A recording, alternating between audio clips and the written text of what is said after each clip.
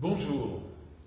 Nous avons décidé à l'Odyssée de vous adresser chaque semaine, si possible, une carte postale audiovisuelle vous suggérant des films. D'abord, je voudrais vous souhaiter de prendre toutes les dispositions nécessaires. Veillez bien à vous, chers amis de l'Odyssée. Solidarité, vigilance, application du confinement. Les leçons, on les tirera après, parce qu'un certain nombre de discours se révèlent comme étant totalement disqualifiés. Et en même temps, peut-être, il faudra que nous, les êtres humains, nous apprenions à être un peu plus modestes et plus humbles, car pendant que je vous parle et que nous sommes confinés, eh bien, les fleurs poussent, le printemps arrive, les arbres bourgeonnent, le gazouillis amoureux des oiseaux enchante l'atmosphère et nous rappelle, tout cela vient nous rappeler que pendant que le printemps s'installe, que nous ne sommes rien d'autre qu'une partie de la nature et que, aussi haut qu'on soit assis, on n'est jamais assis que sur son fondement, comme le disait un peu plus crûment et avec beaucoup de sagesse Montaigne. Alors, contre mauvaise fortune, faisons bon cœur et je voudrais d'abord vous parler d'un film absolument à voir, puisque nous avons tous la possibilité de redéployer notre temps. Pour moi, c'est un chef-d'œuvre absolu. Il s'agit bien sûr de To Be or Not To Be de Ernst Lubitsch. Quelques mots d'abord sur Ernst Lubitsch. C'est un réalisateur allemand de confession juive, de naissance, qui, dès 1923, est appelé à Hollywood par Mary Pickford, parce que c'était déjà un cinéaste de grande renommée en Allemagne. En Allemagne, qui était un des grands pôles de la création et de la production cinématographique, il y avait trois grandes tendances. La tendance du cinéma expressionniste, il y avait le cinéma militant, et puis il y avait aussi ce qu'on appelait le Kammerspiel, les comédies et les drames qui traitaient des questions, disons, sociétales. Voilà. Et à partir de 1923, on est à l'époque du muet, il sera à Hollywood où il tourne un certain nombre de films. Et puis évidemment avec l'arrivée du parlant, à partir de 1928-29, eh bien, il va faire des comédies, surtout des comédies qui vont être tellement raffinées, tellement fines et en même temps tellement percutantes que on va parler à juste titre d'une Lubitsch touch, une touche à la Lubitsch, si vous voulez, une marque Lubitsch, si vous préférez encore. Et beaucoup de ces films n'évitent pas, ne se contentent pas d'être uniquement des divertissements, n'évitent pas les références à la situation politique, que ce soit Ange, qu'il fait en 1937, que ce soit le superbe Ninotchka avec Greta Garbo en 1939, et puis en 1942, le film sort en 1942, donc il est préparé, tourné en 1941-1942, le remarquable To Be or Not To Be, qui est un film qui est vraiment unique. Alors pour ce film, il va écrire lui-même le scénario avec l'aide de deux personnes, Julius Mengiel, qui est un écrivain scénariste d'origine hongroise, et puis un monsieur qui s'appelle Mayer. Et nous sommes en pleine dans la Deuxième Guerre mondiale.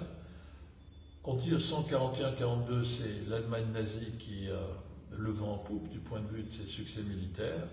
Et dans ce contexte, et les États-Unis, depuis décembre 1941, ont déclaré la guerre au Japon et à la suite de Pearl Harbor et à l'Allemagne nazie.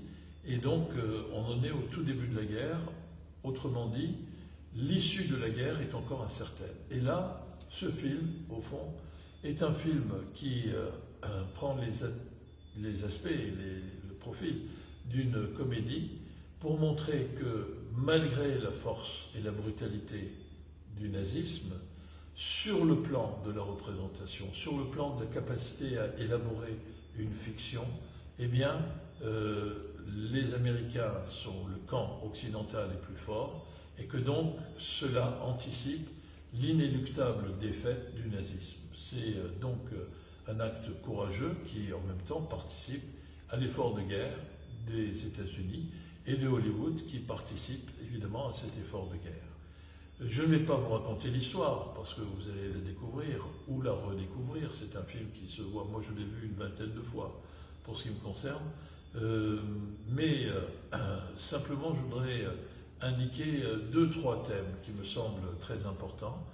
D'abord, une mise en relation, relation conflictuelle, mais aussi relation de coopération entre le monde réel et le monde du théâtre, puisque à l'origine, il y a une troupe de théâtre dont le spectacle qui prépare une pièce de théâtre qui s'appelle Gestapo. La pièce est, par prudence diplomatique, interdite par les autorités polonaises avant de capituler et d'être occupée par le nazisme. Et à partir de là, cette troupe de théâtre, qui est assez médiocre, enfin quelconque, disons, eh bien, va se révéler comme ayant beaucoup de capacités, beaucoup de dons et d'ingéniosité et de malice au sens positif du terme, en s'engageant dans la résistance contre le nazisme. Le nazisme est incarné par un acteur, qui d'ailleurs est un acteur juif émigré d'Allemagne, qui s'appelle Sig Ruman, formidable performance du colonel Erhardt, vous le verrez dans le film. Et cette troupe va rouler dans la farine, en quelque sorte, le nazisme,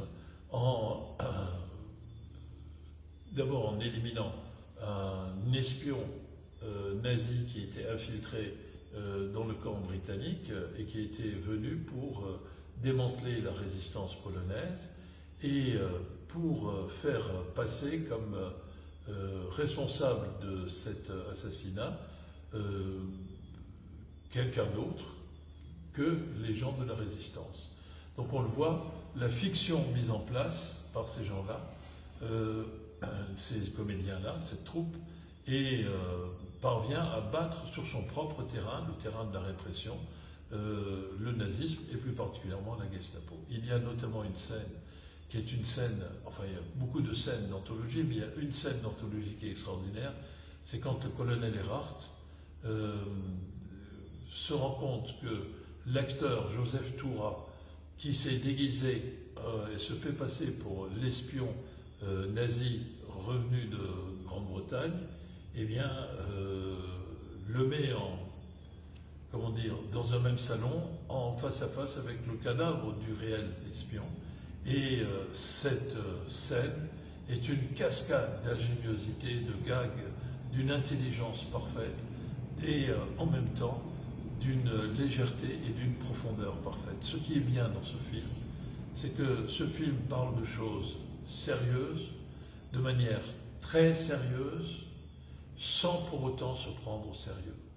Et c'est la raison pour laquelle je vous invite à regarder prioritairement ou à revoir prioritairement ce magnifique film, Confinement oblige, qui s'appelle To Be or Not To Be de Lubitsch. Alors dans le casting, en plus de Sig Ruman, il y a évidemment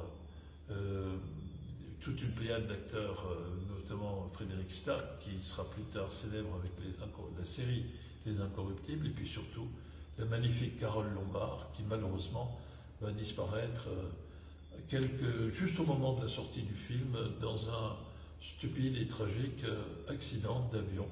Mais le film est là et il y a un humour qui est absolument extraordinaire et une intelligence, bref, un plaisir pour l'intelligence du cœur et l'intelligence de l'esprit. À voir, absolument, tout à fait cessante. À bientôt.